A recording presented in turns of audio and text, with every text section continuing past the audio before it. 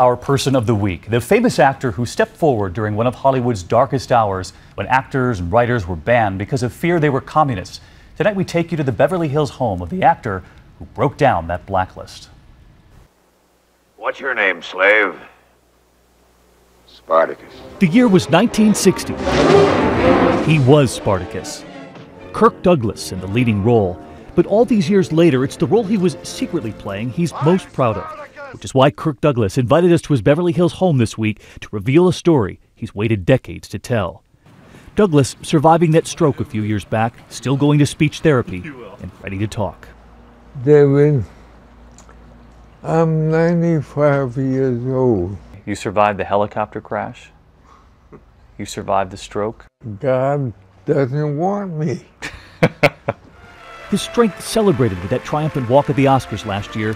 It's now being celebrated for something else. In the 1950s, Hollywood was consumed by the blacklist. Have you ever been a member of the Communist Party? The hearings, the writers, the actors called before Congress amid fear they were communists. The mere mention of a name was enough to end a career. It was the worst time in Hollywood. Do you remember being silenced yourself by the fear? Well, everybody told me I was crazy. They told him he was crazy because not only as lead actor, he was producer of the movie, and he put his own career on the line, his own fortune, when he hired one of those writers on the blacklist, Dalton Trumbo, who'd been hiding in Hollywood and writing under an assumed name. Kirk Douglas's wife of 58 years remembers the warnings from so many others. If you do it, you'll never work in this town again. You will be declared a communist. But Douglas hired him anyway. People said, Kirk, you won't work again. You gave him credit. Yes.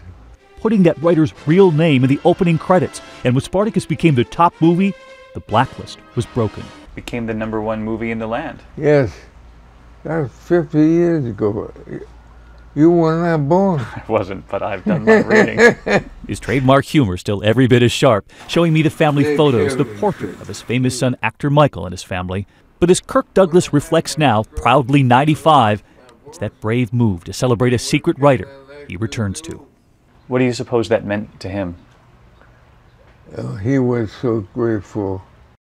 Grateful, and so many others were too. And so we choose Kirk Douglas tonight for the role he played all those years ago.